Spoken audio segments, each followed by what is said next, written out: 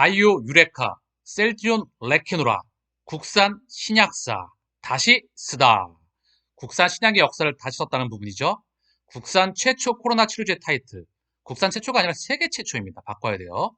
EMA 세계 최초 정식 승인입니다. 12월 누적 처방 환자 3만 명 돌파 전망. 정부 5만 명 추가 구매비 확보. 유럽 승인으로 글로벌 공급도 본격화. 32번째 신약이지만 최고 선례 남길 것. 박죄희 상무, 셀트리온 유럽 신뢰도 높다. 그래서 유럽에서는 하나의 브랜드가 되었죠. 이데일리 유진희 기자님이세요. 셀트리온의 항체 치료제 레키노라가 1년 7개월 만에 나와 한국 바이오의 위상을 크게 높이고 있다는 평가다. 이달 3만 명 돌파했고 국내에서 정부 추가 구매했다는 의미죠.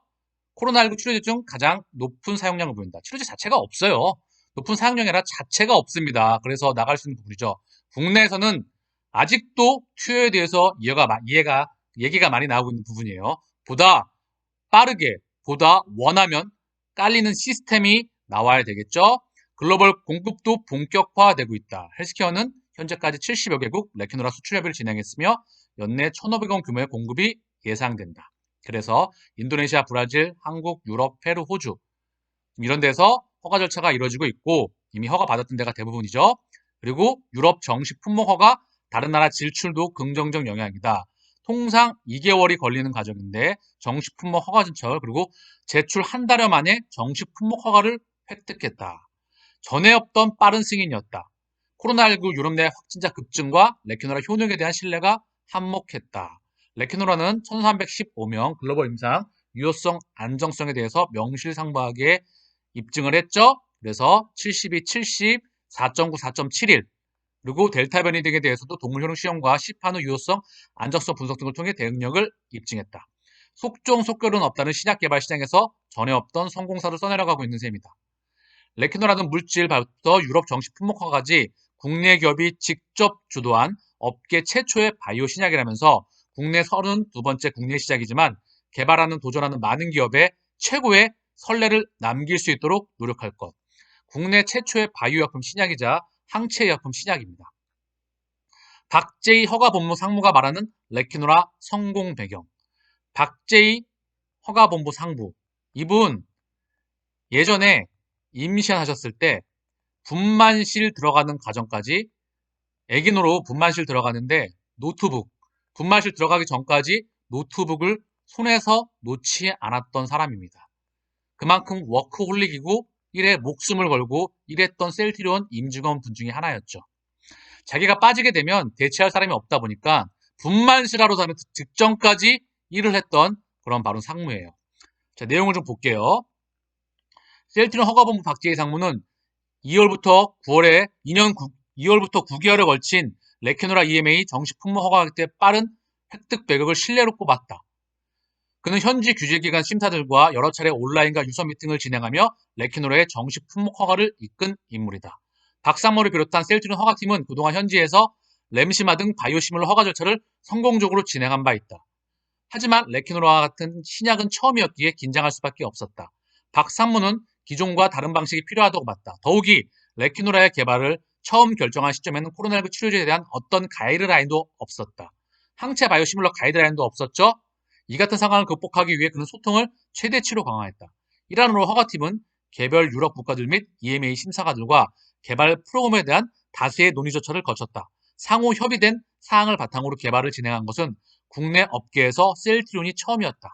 여기에 그간 셀트리온이 바이오시밀러를 통해 유럽에서 보여준 제품 품질과 생산 능력에 믿음이 더해지면서 절차는 일사천리로 진행됐다. 박 상무는 논의 절차를 진행하면서 심사관들이 레키노라의 효과를 확신한다고 느꼈다.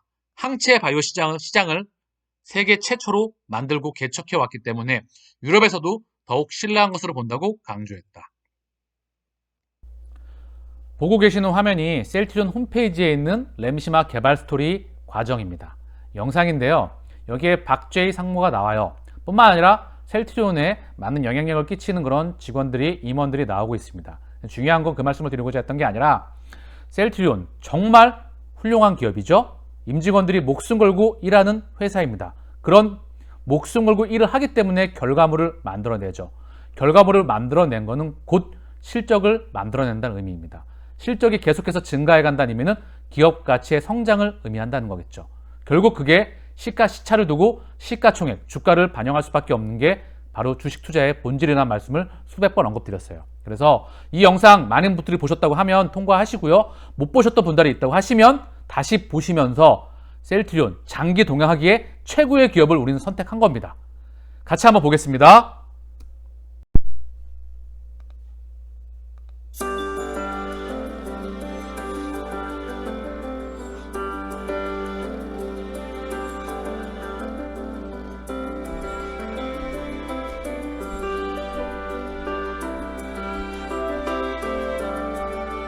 바이오시밀러는 오리지널 약보다 가격은 낮으면서 품질은 동등한 거라고 할 수 있죠.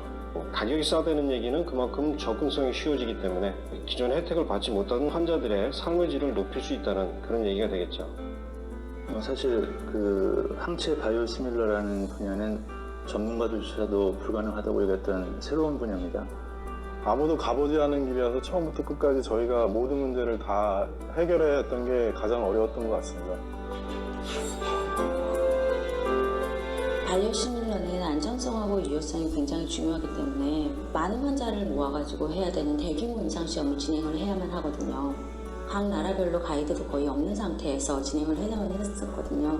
계획을 세우고 진행을 하는데 한 발 한 발 내딛는 게 거의 모험과 같은 그런 일들이었습니다. 그때 당시에는 바이오시밀러에 대한 이해도가 그렇게 높지 않았기 때문에 규제기관에 따라서는 아예 허가를 안 내주는 경우들도 많이 있었습니다. 그렇지만 그 당시에 저희 회사는 많이 알려진 회사가 아니라서 환자들이 저희 임상에 참여하는 것을 꺼려했습니다. 그래서 임상 환자 모집에 어려움을 많이 겪었습니다.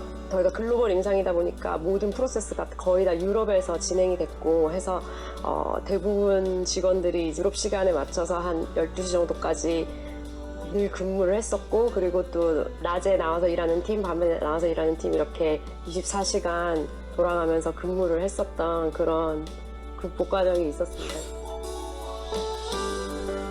허가 당시에 제가 기도를 하고 있었고요. 기다리면서 계속 기도를 하고 있었고, 문자로 만장일치래요 하는 문자를 받았습니다. 그때 당시 이제 됐구나 하는 안도감이 있었고 많이 홀가분했습니다. 저희가 너무 기뻤었고요. 그래서 직원들끼리 다 울었습니다. 친구들에게 다 얘기할 수는 없지만 내가 아이를 출산했을 때만큼 정말 기쁘다 이렇게 친구들한테 연락했던 기억이 납니다. 새로운 길을 개척했다라는 보람과 큰 의미를 느낄 수 있어서 그 순간의 기쁨은 말로 표현할 수 없는 그런 희열의 순간이었습니다. 저희 임상에 참여한 할머니의 손자를 우연히 만나게 됐는데요. 저희 약을 맞고 할머니가 상태가 호전됐다고 고맙다고 인사를 건넸습니다. 그때 개발자의 한 사람으로서 마음이 뿌듯했습니다. 남들이 하지 않은 일을 개척하고 세계 최초로 승인을 이뤘다는 거에 큰 보람을 느꼈고요. 항상 이 일에 자부심을 느끼고 있습니다. 우리에겐 당시에 그 분명한 목표가 있었고 무엇보다 중요한 거는 전문성을 갖춘 그 인재들이 같이 모여가지고 할 수 있었기 때문에 그래서 이게 가능하지 않았나 이렇게 생각을 합니다. 열정과 폐기를 가진 저희의 능력 있는 직원들이 처음부터 지금까지 계속 하나의 정신, 파이오니아 정신을 가지고 달려왔고, 그에 따라 우리의 오늘의 성공이 있었고, 그것들이 우리의 큰 자산이라고 생각합니다. 셀트리온은 세계 최초의 항체 바이오시밀러 개발을 시작으로 해서 새로운 항체 신약의 개발 그리고 백신 제품의 개발을 지속해 나갈 것입니다. 이를 통해서 세계적인 바이오 기업으로의 성장을 계속해 나갈 것입니다. 테슬라에 지금 보고 계시는 화면이 테슬라의 기업 개요와 시총과 영업이익과 매출액을 좀 보려고 해요. 어제 제가 사실 4차 산업에 대해서 자세하게 언급을 드리려고 했는데 마이크가 고장이 나는 바람에 제 개인적으로는 혼신의 역량을 다해서 방송을 녹음했었는데 너무 안타까웠습니다. 개인적으로 많이 힘 빠지더라고요. 제가 이걸 보여드리는 이유가 4차 산업이 테슬라가 대표하기 때문이죠. 볼게요. 테슬라 기업 개요고요. 시가총액이 1110조예요. 원화 기준 1110조. 어마무시하죠? 1110조입니다. 1110조. 자, 그래요. 일단 시가총액을 미국에서 1110조를 부여받고 있다. 사업 분야는 다들 알고 계시죠? 전기차입니다. 전기차. 전기자동차의 설계, 개발, 제조, 판매, 리스와 자동차 규모 및 크레딧 판매가 포함된다. 이 회사의 에너지 생성 저장 부문은 태양 에너지 시스템 및 에너지 저장 제품의 설계, 제조, 설치, 판매, 임대, 제품 관련 서비스, 태양 에너지 시스템 인텐시브 판매가 포함된다. 이 회사의 자동차 제품에는 모델 3 Y, S, X 모델 3가 있다. 모델 3는 4도어 세단이다. 자, 전기 자동차입니다. 자, 그래서 내용을 한번 볼게요. 손익계산서를 한번 볼까요? 제 손익계산서 방송 초기에 굉장히 많이 보여드렸었는데 원화로 한번 보겠습니다. 매출액이요. 지금 37조예요. 억이잖아요. 37조 4천억입니다. 2020년도 12월 달에. 2021년도는 연간이 돼야 되겠죠? 그리고 29조 1,400억, 그리고 25조 4,500억이에요. 매출액 성장폭이 보이시죠? 성장했어. 그런데 성장폭이 막 폭발적으로 성장하는 것처럼 보이지만 막 그렇게 막 2배, 3배 막 가는 거 아니잖아요. 어쨌든 성장을 하고 있다. 이날 2021년도 또 기대가 되겠죠? 지금 계속 성장을 하고 있으니까. 자, 우리 매출 원가를 한번 봐볼게요. 매출 총이익을 보면 되겠죠? 이거를 재무 비율로 보는 게 좋을 거예요. 이제부터 대략 매출액을 보게 되면 대략 판매되는 그 규모하고 대략 그 금이 보이시죠? 그림이 전기차를 판매하는 회사인데 일단 보자고요. 제가 설명드리고 싶은 게 있으니까. 손익계산서로 자, 재무 비율을 보게 되면 PER 보이시죠? PER이 무려 1596배예요. 1596배. 이런 PER 대한민국의 신약 바이오텍에서 가끔 보이긴 하죠. 왜? 신약이 성공했었을 때 아주 작은 기업이 신약에 성공하게 되면 그 값어치를 부여하니까 쉽지 않. 보통 대한민국 바이오텍들은 마이너스죠. PER이. 돈이 들어가니까. 어쨌든 이런 PER 거의 보기 힘든 그런 규모입니다. 이렇게 큰 기업이 1596배를 PER을 부여받고 있다. 셀트리온 PER 40배 내외이죠. 어쨌든 그리고 PBR 무려 PBR 43배입니다. 43배, 115배 이랬다가 지금 그렇죠? 자, 그리고 조금 더 볼게요. ROE를 보자고요. ROE가 적자가 나다가 흑자로 돌아서고 흑자 폭이 커질 수도 있겠죠. 4.78%. 중요한 건 매출 총이익 마진율이 16.56, 21.02, 영업이익 마진율이 마이너스 6.32, 순이익 마진율이 마이너스 3%, 2.73입니다. 자, 이게 뭐지? 이 정도 순이익인데 과연 천조가 넘는 기업 시가총액을 어떻게 부여받을 수 있는지 그 의미를 다시 한번 되짚어 보려고 해요. 그게 바로 4차 산업의 핵심이기 때문에 말입니다. 현대차의 지금 시가총액 44조입니다. 매출액 100조, 117조 4천억 정도가 예상이 돼요. 영업이익 7조, 순이익 6조 정도가 예상이 되고 있어요. 그런데 보면 예상 규모니까 일단 ROE 8%대, 그리고 순이익률, 영업이익률 6%대 예상이 된다는 부분이에요. 이렇게 순이익률 5%대, 뭐 성장폭이 좀 성장을 하는 것 같죠? 주가가 많이 선반영이 될 수도 있겠지만 성장폭이 있죠. 자, 근데 자, 어쨌든 지금 제조업에서 이 정도 PR, 현대차의 PR 볼까요? 현대차의 PR은 추정 PR 10배 요 왔다 갔다 하고 있어요. 물론 성장이 정체가 됐다. 현대차도 전기차와 수소차, 성장이 끝난 그런 자동차에서 앞으로 성장이 다시 기대가 될 수 있는 그런 회사로 많이 시장에서 주목을 받고 있지만 테슬라와는 너무나 현격한 시가총액이 차이가 있겠죠. 대한민국이라는 그런 시장 규모도 있겠지만 일단 왜 그런지 어제 제가 방송 녹음을 했던 게 너무 안타까워서 제가 나중에 시간을 다시 한번 들여서 자세하게 언급을 드릴게요. 이 부분이 혈액검사 스타트업과 무관하지 않다. 그리고 4차 산업과 무관하지 않으며 우리 셀트리온이 디지털 헬스케어와 무관하지 않고 그 부분을 다시 연관지어서 말씀드리려 합니다. 제가 이런 말씀을 드렸죠. 4차 산업의 핵심은 인공지능과 집단지능이다. 집단지성이라고 하죠. 인공지능과 집단지성. 이 인공지능. 뭐죠? 인터넷 다음은 IoT다. 사물 인터넷이다. 모든 것은 연결된다. 그리고 이것은 인공지능에 의해서 완결된다. 인공지능은 인간과 대립하는 것이 아니다. 그동안 지식과 계산만을 담당했지만 지혜를 담당한다. 사람이 행동하기 전에 예측하는 것이 가능하게 될 수 있다는 그런 세상이 온다는 거죠. 구글의 알파고, 영국의 딥마인드를 구글이 인수했죠. 하마시스. 그래서 이세돌과의 바닥에서 그 모습을 증명해 주셨죠. 깜짝 놀랐죠? 그리고 거기서 확대해 나가면서 의학, 그리고 언어, 문화, 모든 부분에 적용이 되고 있습니다. 결국 어제 말씀드렸던 핵심이 뭐냐? 시장이 플랫폼으로 진화한 데 있어요. 플랫폼. 제가 자동차로 연결하면 쉽다 그랬죠? 전기차. 그래서 전기차가 결국은 자율주행차까지 가게 되는 거다. 이 중간에 스마트카, 공유자동차가 온다. 그래서 이 전기차들은 다 하나하나 사물이 한 대 한 대라고 하자고요. 전 세계 대한민국 기준점을 봤을 때 이 한 대 한 대가 물론 수십만 대, 수백만 대가 되겠지만 다 연결이 됩니다. 그래서 이 한 대 한 대가 인터넷에 연결이 되겠죠.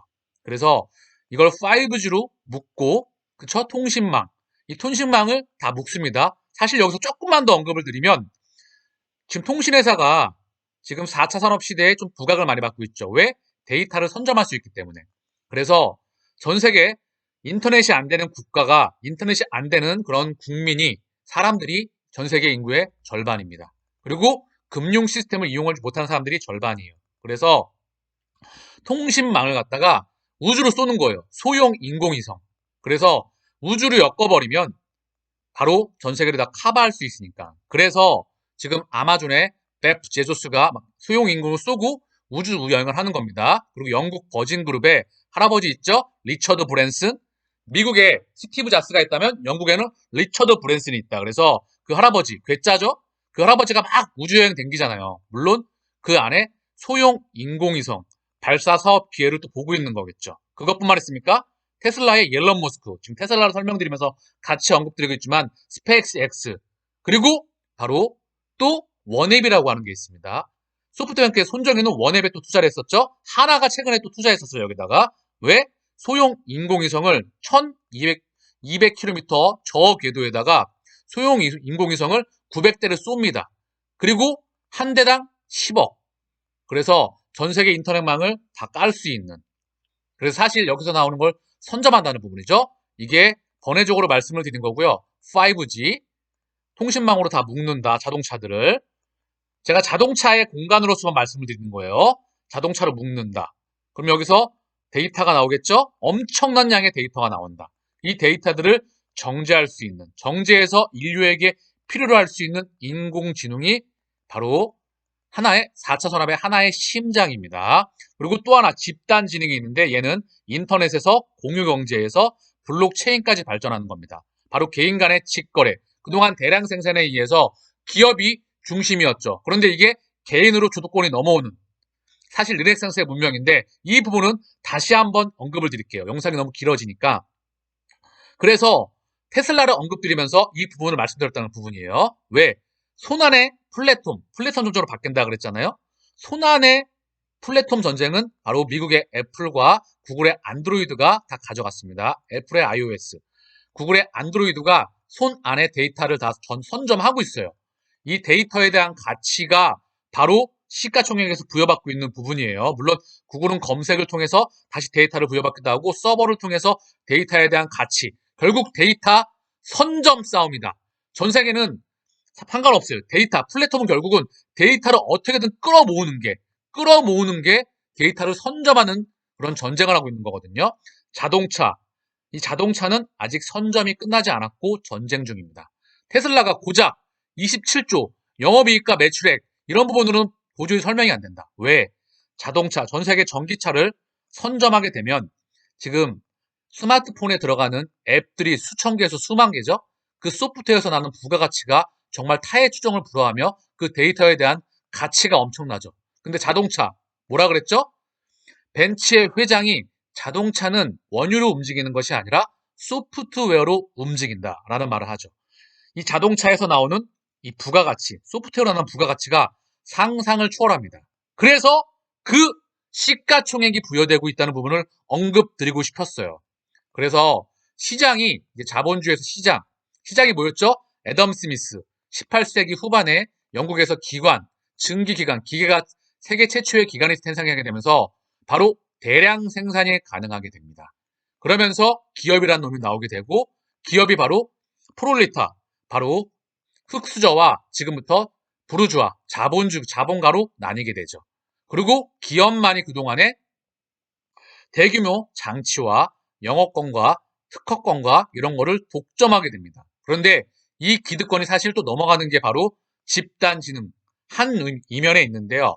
결국은 시장은 보이지 않는 손에 의해서 수요와 공급에 의해서 가격이 결정되었던 영국의 산업혁명의 중심에 있었던 경제학자입니다. 그동안에 경제학을 대표했었죠. 그런데 사실 잘못 알고 있는 부분이에요. 경제학에서는 이렇게 배웠지만 진짜 보이지 않는 진실은 공급을 결정하는 큰 고래의 의도대로 가격을 결정하는 것이죠. 어쨌든 이런 부분이 바로 플랫폼으로 바뀌어나갑니다. 공간과 영역 전쟁, 자동차, 집, 사무실, 공장, 도시 다 연결되는 거예요. 모든 집들이 다 연결되고 손 안에 있는 건 다 스마트폰 다 연결되어 있죠. 자동차가 다 연결이 되고 집이 연결이 되고 이 모든 것들을 다 묶어 나갑니다. 그쵸? 이게 바로 IoT 플랫폼, 이 플랫폼 영역 전쟁. 전 세계 글로벌 기업들과 글로벌 강대국들, 이 플랫폼 영역 전쟁으로 바로 시장이 진화하고 있는 겁니다. 패권 전쟁이 바로 일로 넘어가는 거예요. 그래서 데이터를 선점하고 있는 겁니다. 데이터를 선점해야 바로 플랫폼 강국이 되는 거거든요. 그래서 인공지능이 더 똑똑해진다. 바로 첫 번째 심장입니다. 4차 산업의. 두 번째 심장은 바로 집단지능. 제가 블록체인과 공유경제와 인터넷을 설명을 드리면서 다시 또 언급을 드릴게요. 이게 바로 셀트리온 서정진 회장이 하고 있는 혈액검사 스타트업과 절대 무관하지 않다. 지금 시가총액 1000조로 부여받는 의미가 뭐죠? 바로 전기차를 선점했기 때문에 그 안에 들어갈 수 있는 소프트웨어를 선점한다라는 가치를 가지고 지금 부여받고 있는 겁니다. 그쵸? PER 1000배가 넘어가요. 다시 한번 테슬라의 PER 몇 배였죠? 테슬라의 PER. 자, PER 1596배, 1600배 가까이 부여받고 있다. 물론 이게 변동폭이 있을 수 있겠죠. 다시 한번 언급을 드리면은요. 셀트리온 서정진 회장이 하고 있는 것.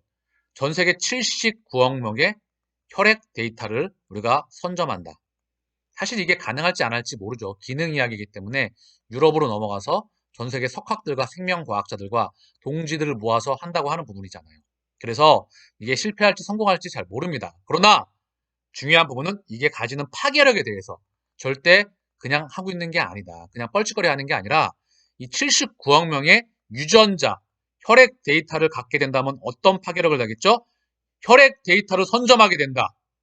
자, 다시 한번 자동차 소유할 수 있는 자동차의 선점 데이터와 전 세계 79억 명, 여기서 몇 프로나 가져올지 모르겠죠? 성공한다 하더라도 왜? 전 세계 글로벌 빅팜들과 바이오텍들을 가만히 있지 않을 테니까요. 어쨌든 우리가 예를 들어서 79억 명 중에 혈액 데이터를 가져올 수 있는 그런 부분들 선점한다. 그러면 가치를 얼마나 부여받을 수 있을까요? 대한민국의 바로 또 하나의 미래의 먹거리가 되는 거겠죠. 사실 이 가치는 정말 어마무시합니다. 제약바이오 산업에서 제약바이오 산업 1000조가 넘어가겠죠? 다 이거는 기관마다 평가하는 게 달라요. 그래서 1800조다, 1000조다, 1100조다 이런 말이 있지만 테슬라 하나 부여받는 시가총액이 1000조가 넘어갑니다. 어마무시하다는 거죠. 앞으로 미래산업, 4차 산업의 패권이 될 그런 기득권을 선점하기 위해서 하고 있는 부분입니다. 전 세계 79억 명의 바로 데이터, 사람의 데이터, 사람 혈액 IoT 플랫폼입니다. 그쵸? 이 부분을 하는 거고요. 그리고 셀트리온은 지금 2030년까지 다 로드맵이 나와 있잖아요. 그 로드맵을 깔고 이 부분, 기업의 100년 이상의 영속하기 위해서 이 부분을 전 인류를 위해서 다시 도전하고 있는 부분이다. 그래서 4차 산업을 설명드리면서 이게 바로 혈액 검사 스타트업의 핵심이었다는 부분을 말씀을 드리고요.